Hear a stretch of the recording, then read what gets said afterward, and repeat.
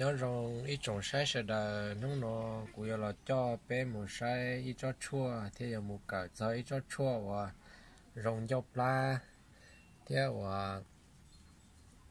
cho chua và để nó rong kho cho nên đã đan trên nữa bé một sai cho chua nó giờ ít cho và để nó và rong lì nó đấy ít cho chua rong lì nó thế và mua lúc ta lúc pha rong lì nó đấy nữ nữ nó lúc học bảo rong lên nó lúc học bảo mà đun tu lên nó nè đun tu lên nó để và lúc nó cũng như là kia cho nó rong đào giả nè đó là mà cô kia ở giả sư lúc nó cô kia cho thì đi nó chỉ để nó cho nó rong mó dọc lá ở tua cho nó rong kho cho tụi nên và đã đan trên nữa đều đó là kia tao biết sẽ được bao lì nó mà nhà nó viết thì một khơi cho nó mà cũng khi đó nè á giờ hai tia nè yo lúc học bảo nó mà và yo một khơi thầu và trà cu nè thầu trà cu thầu lia chua mong một thầu lia bao mong nó nè họ giờ thì yo luôn chỉ nó mà một khơi thầu luôn không chỉ tao tờ một đề thầu luôn không chỉ tao tờ nè chế bé cái trái mông chế cái trái mông chua chế bé ở lên nó cho tiệt chua giả nó chế và thầu luôn không tờ lỡ nó chế cho chua nó đừng kỳ muốn nhớ hậu bầu nó là họ giờ thì thầu luôn không tua lại luôn luôn không cô hay chỉ giao lỡ để nó qua thầu luôn không tờ xía là nó này giờ luôn không tờ xía là nó chỉ thiết chả cu nó chỉ chung kỳ một trò hậu bảo nó lỡ họ giờ thì thầu luôn không chỉ tàu tờ thầu sinh gió nó chỉ cho cá chua kia một nhớ sầu luôn chỉ thiết chống lông ta là nó nè chỉ luôn không nó mà chống lông nó mà nữa cô cho ai carbonic nó này giờ lấy hú cho sản pit nó chỉ cô cho sầu chống lông đó luôn không nè thì có một mua sầu nó chỉ có tàu cho sản chỉ rong là nó luôn nó ở chả cú kia này giờ chả cú nó chỉ nếu chống lông nó giờ cô ấy cho sản chemi giờ cho sản chemi cho là một yêu nữa nè chỉ chống lông nó giờ hộp nó này giờ chỉ món tu nó chỉ chống lông nó mà cho này nó oxy và dùng con cò bé ô ba nó nè bé tin năng thiết chia và có một số xiên nhỏ nó mà bé và gù nó mà bé gù cho oxy lò xưa giờ chỉ bé giờ khai bé giờ ô ba tờ cho tháp hít cho ai carbonic đỡ nó nè chỉ giờ thì nó tròn nó là ý dạng cầu chỉ giờ tiền tuôn nông nó chỉ nương cổ oxy hormone tu nó chỉ nửa tàu này nó tuôn nông nó mà cho nương cổ ai carbonic đó mon tu nó mà nửa tàu cổ cho oxy nó chỉ trong đồng chúa chỉ có cho là cho chéo có cho chéo chỉ mon tu có bự chỉ mới cho tham bữa tờ là đâu có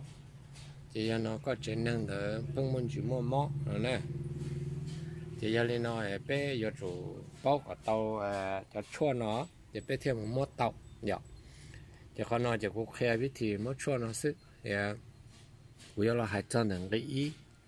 để nó còn chua còn cho pla nó nè chỉ xuân tàu chỉ bé giờ lúc học bảo sức bé giờ học bảo sức chỉ nên một khối lô bảo nó chỉ nên một khởi thầu chua mong một chập lâu mong đó nè xong nó chỉ xong chán đồ cũ giờ nó từ trả chỉ cũ là cái liệt chủ yếu luôn nông tờ ta lên nhà nông tờ chỉ cho các chuột nó những khiển cả họ chuột ta nó là giờ thì rong thế tía mà nè và một chua mà sao còn một nông chả chán đu này vậy một nông chả chán đu đó các chua thiên rong á cho thì nếu cho chua thiên người ta cho họ nếu lúc họ bảo nó này vậy thì và tên lão những chữ một chua lên đó cho nên chỉ lên đó cho chua nó chỉ có gì nó này một chỉ lên nó sư chỉ nó sư chỉ nên cho là món chỗ đây hú hú nè món chỗ đây hú hú chỉ cho món rau chăn đu món rau có khô khóa liền nè món rau có khô khóa liền chỉ mà món trâu hậu trâu nhung nó là những tàu cơ thế nè món trâu nhung nó là những tàu cơ đó chứ mà cho lò thì trâu nhung nó mà anh này nó nữ rong chỉ một khô khóa là nó nãy giờ cho khô khóa là chỉ nữ mua ít cho và thằng nhung nó mà nữ chọn mua để sờ hậu theo á để mua để sờ hậu theo nó chỉ nữ và cho quất chua chỉ chua rong bớt chợ họ giờ thì nè nó thầu khóa ra là nó mà nè nó cho quất chua nó chỉ nữ gia ta là chỉ nữ chua cho ở chỗ chừng quất chua là xứ nên là giờ cho nó mà cô cho lo hài xứ đó là chuyện trở lại tuổi chừng nè chuyện trở lại tuổi chừng nó mà nè nó cho nhông nó mà nếu cho quất chua chừng chia nó chỉ nên chủ mua quất chua đó đó là giờ thì tây giả chua nó mà nếu cô yo khó khó thiết nó bị chữ hay thì có nó lúc của chó sư nè có nó lúc của chó giờ có lúc chế hậu cho của chó khó nè giờ có nó cho của chó khó nó ai cha yo cá đồ cho của chó nhung nó mà nếu mà khó mua qua cho có nó là giờ chỉ giờ nhớ được có tụ khen nhẹ giờ của sai thì mua bị tê và không hậu nó ló nó mà để nó nhiều những rong nhiều giả nè, ta chỉ choเราtụ cứ chua nó kia mà là tiệt có mua riết có khóa trọ nó là vậy, mua riết có khóa trọ nó chỉ mà mua choเราtháo hậu, tháo nó mà nên mua tháo ở bê lu họ bảo tháo nè, giờ chỉ mua bê lu nó chỉ mua chua lu là tàu giờ cho bỏ mè họ cho bỏ lo chỉ mua bê lu xứ, chỉ nên mua tháo là y lip tê nè, mua tháo là y lip tê chỉ thâu nó chỉ nên hậu đi cha hậu thèn đây luôn nè giờ nếu lúc cấpพ่อ mò lại nè giờ nếu lúc pla mò cho pla nè là hay chỉ cho nên mò cho pla nó mà nếu cơ cho khó thì tụi nên nó mà tụi nên nó chỉ nó mò nè chỉ nó mò bây giờ thì nông nó mà nó bé rau mỏ này vậy cái rau chỉ nó plau rau nè chỉ tụi nên nó nếu nông nó ở rau mỏ sức nên là vậy chỉ qua trong nếu lúc lá nữa giờ nếu lúc lá nó mà và tụi bò nó nếu phát liệt ít cho qua bò chín chỉ là một lá cho rau mỏ ở dùng nó một trâu dùng lá nè có mò ấy vậy dùng nó mà dùng trên nó chua một trâu xứ chế tụ bò nó dùng nhiều trồng tàu phát liệt ít cho quan chuyển trí cho một lá dùng cho rau cho mò dùng lá còn mò này vậy chỉ cho nên nó có chỉ mua rau mò trong nhiều là một lá là nè chỉ cho cô tụ bò nó vô nè ít cho quan chuyển trí một cho có lúc lá chỉ có lúc lá xít chua chỉ to nè lá to chỉ có thêm món cho pla nó có món cho pla nó chỉการmón cho pla nó chỉ nửa món li nó nó chỉ có non chỉ mông sẽ chỉ mò lỏ có nó để nó tết khó và khổng là giờ là hồ khổng đòn này giờ rau câu lô tết quật cho lô tết này nó cho câu lô nó một trò chỉ mò lên đó chỉ có tuổiการmò pla gì nó chay là mò rau trâu là mò rau nè chỉ có nó chỉ có mò pla lại nữa có mò cái pho lỏ sơn gió trần có hậu ít khó để chia đâu xứ có từ từ pla là này chỉ có mò cái pho lại nè món cho pla lỏ con nó cái khó một trò xứ chỉ có từ sự tập lá lại thế nó dọc chỉ cho nó chỉ choการmua nửa pi của mò dọc lá mù nè càng khó càng cho của giờ pi mù hoặc càng cho những nửa mò là chỉ giờ lên nó có tao hậu cho chuồn nó hậu cho chuồn nó chỉ có một trâu rồi chỉ có hậu nè có hậu chỉ có giờ chủ tao hậu có hậu mù kia nè giờ có hậu mù kia có nó thì có lúc chỉ nó chỉ sợ dân có hậu đê sư nó chỉ cho chuồn làm gì là đó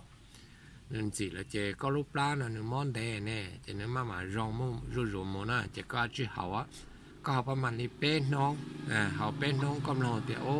có lúc láยังrong tiền nè ta chỉ lúc xưa có hậu chuồn nó thế có thầu có món lá nó có cho nó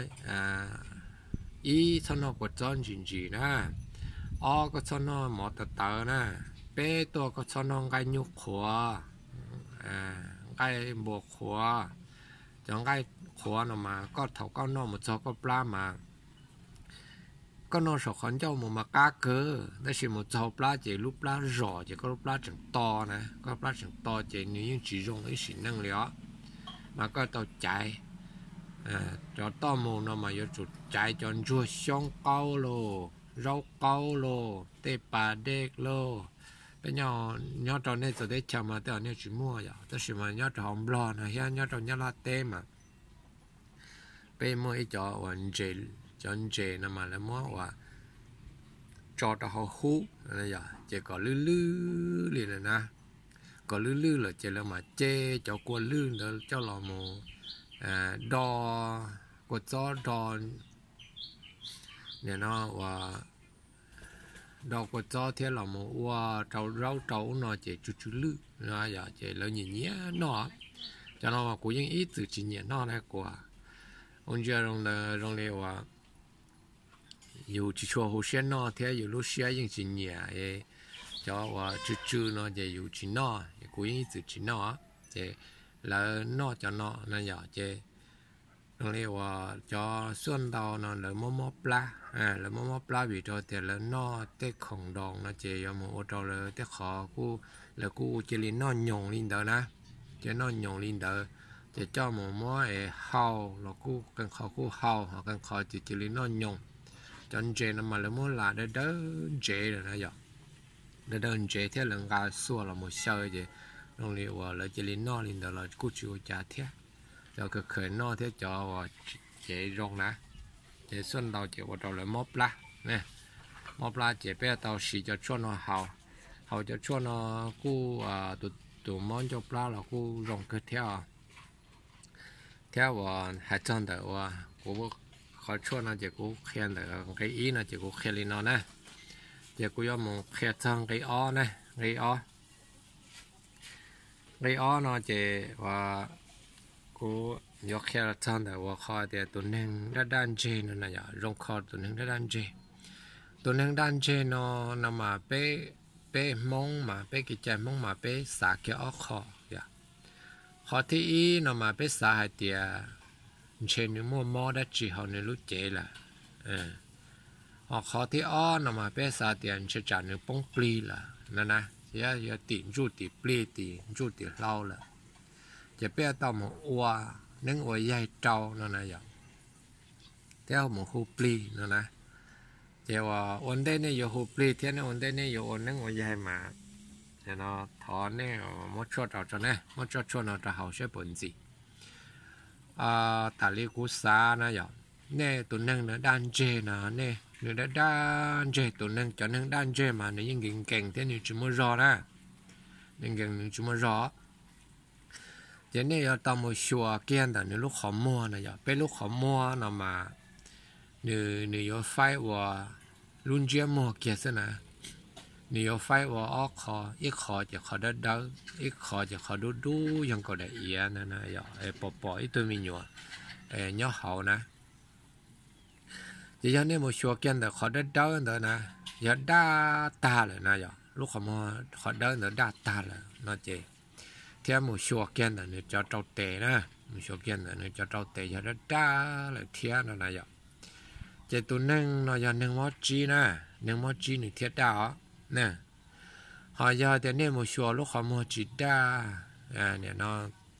cho trâu tè chỉ đa nó mà như giờ tỉ mò nửa lúc plá lại sự nè tỉ mò nửa plá thiên nửa lúc trâu nửa lúc trâu chịu hao lửa là chỉ thiên lý ô đâu nửa đa đa ăn được nè chỉ cho nên nó nên mới cho nó trâu là rong cân cầu nè cho nó rong cân cầu nên mua nó chỉ cho nó mà nên cho mình rất chán được khóa là này giờ nên cho mình rất chán được khóa là chỉ nên mà cho nó mua chỉ thế nào tháo cho nửa hào cho nó mà giờ mất tháo cho nửa hào là giờ nửa chú phê nửa hào chú tàu nó mà và cho yếu cho nửa hào nữa mà vì cho tiền nửa lúc chỉ nửa chỉ nhẹ cho nó chỉ hào mua là giờ rong là những cú rong hào rồi bỏ xứ họ giờ thì chỉ rong nó là nửa chỉ nhẹ nó là hào li bé bùa tên nó giờ thì chỉ rong là lô nó là và cho hậu là mà cho hậu là cho thì cho nó mà chỉ hai cho mong cho lo cho ăn chỉ lo xí rồi giờ có lúc chỉ hậu là nó chỉ có cho hậu có gì mấy hậu vấn đề giờ thì ô nhà nó và chỉ có cha là nó chỉ mà hậu nữa mà hậu chỉ thiết lý rong choอยู่lúc chỉ giờ và cho nó chỉ được sắm mặt được tao cho nâng rồi nó nè hai cho tụi nâng đã đan chê bết thả nó tan tới này giờ tụi nâng đã đan trên rồi nè giờ này hậu cho nó ta chỉ rong nè cô là thấy khó đâu nè tụi nâng đan trên nó tới rồi nữa ở cha vừa giờ ít tụi nâng một bông pli là nè và rong nông rong xem được bún chai khó từ nè bên mong mà rong đi nó giờ tụi nâng nó nửa kia nhỏ nửa đan trên nửa kia chỉ mua rò xứ nó mà nè tiết tạm chùa nè và sai chùa nè giờ thì luôn nông cay đủ nửa phương bự nửa phương xá bự này nè bự chỉ những xá bự là lý những chỉ xá sợ lý là luôn nông nó số tan thọ xứ nửa như bự nó số tan thọ nửa như bự nó chỉ nè và để nó nông rồi rong như nửa bông pli là xưa nửa bông pli là chỉ nên một khu nửa pli còn nửa bông pli đó do hạt tiền do đế là giờ nửa một bông pli trâu tới khỏi đế chỉ nên và hồ chỉ tàu nửa hay một chỉ tàu nè giờ chỉ nên một sở nhân chan tới nên một sở nhân chan tới để nó nên tụ có từng cánh đu lò nạp bông kia là trong nàyเขาต้องtàn rồiเขาจะเจ้าอ่านเลยนะอย่าจะเนี่ยmột sân đời khuเนี่ยsân đời khu tàn thôi chỉเนี่ยthìเนี่ยtụ năng đời nếu một bông pli choเนี่ยnó một bông pli cho cắt té lò còn lò khẩu té lò còn lò nông to lò còn lò nông bông lò còn lò bông trâu anh này nó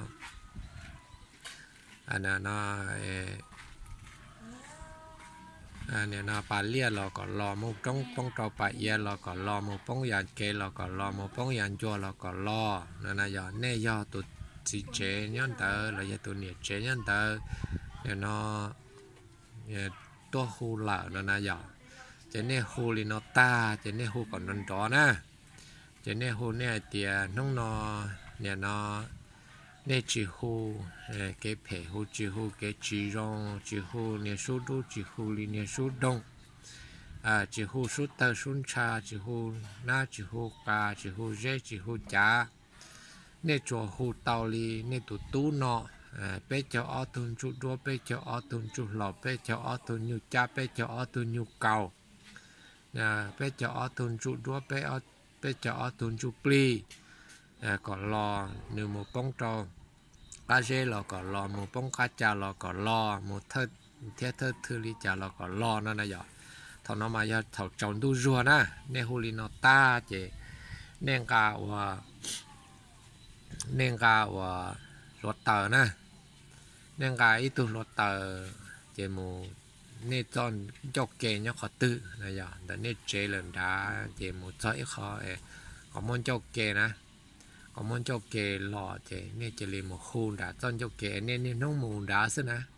chỉ mù cho giọt từ tờ đã nè chỉ nên một chọn đá chỉ nên giọt từ tờ chỉ nên hải đi nó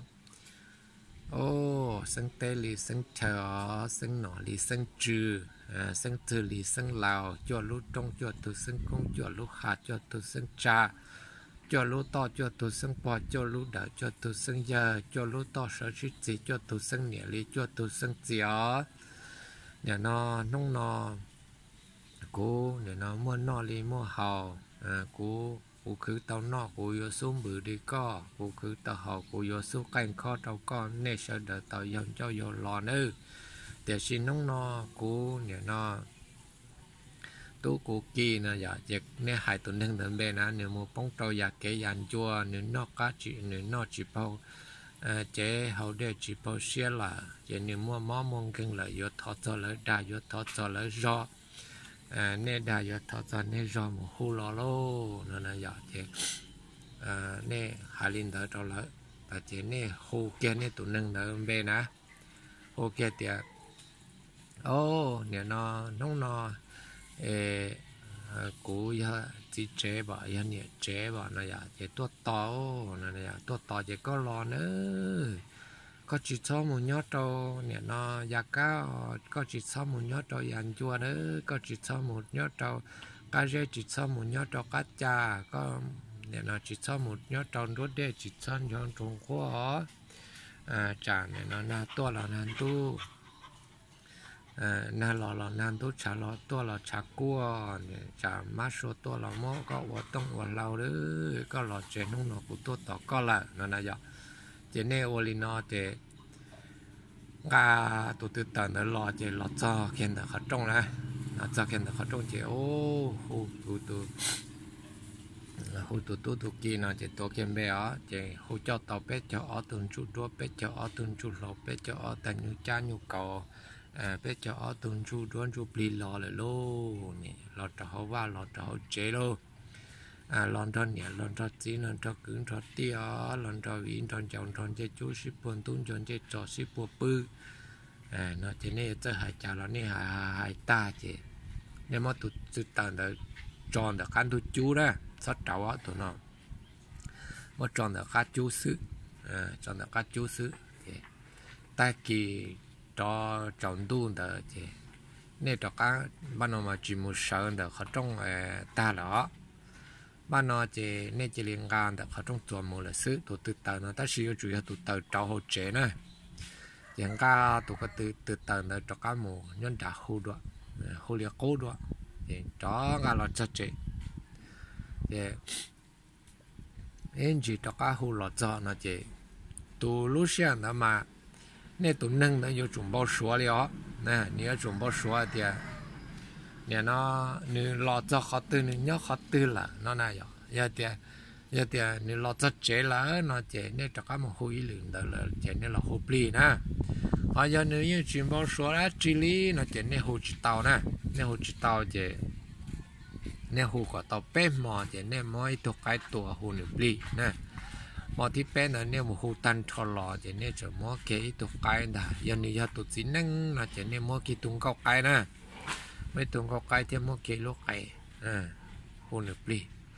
พอยาเดี๋ยวนี้ยาเนี่ยนะอีตัวป้อนเนี่ยนะจะเนี่ยมอเกยตัวหน่อยรอลูกไก่หูหนึบลีลูกไก่หูหนึบลีอินดิสู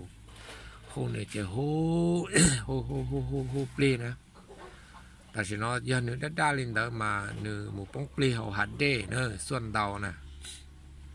เที่ยมั่วอีตัวตือเฮ่หนึ่งหนุนชายหังเลยอ๋อจะอยู่คอนอมาอย่าก็ลั่นเนี่ยแต่อยู่หมู่จิตจ้อนะอย่าแต่อยู่หมู่จ้อนะว่าอยู่ต่อหมู่หูเก็บปุตต่อหรอนะต่อคนนี้ป้องปลีหรอจะเนี่ยวันนี้นอตาตอนเนอจะยาแต่เนี่ยยังจิมบ่ชัวอาจิลีนะจะ你这一弄说切肉了吃，那样，要的哦，你那话你只要切，你用找人锅那的，你我来拿呢，你莫一笔提切呢，我กูได้วิดีโอนอนเดลเทียเจเนี่ยนะกูถ่ายลินตอนนี้นะมาว่าหนึ่งตอนเดาเลยจ่ายอินจีว่าเขาจิตตาเจแต่เราว่าได้คลิปวิดีโอเชื่อตอนได้นะกูมาเคลียร์จอหูอีตัวหนึ่งว่าด้านเจนะปลีตอนนี้มา về cụ để nó cụ thản tận tàu chế tới giờ nên cậu tới nó thì nó là chế tới rồi nếu chỉ tàu là giờ lên từ tàu xe hồ lý trả tàu xe theo sản nông lý trả nó chế mà tôn nông cụ đấy chế giờ này sao thì cụ để clip video nó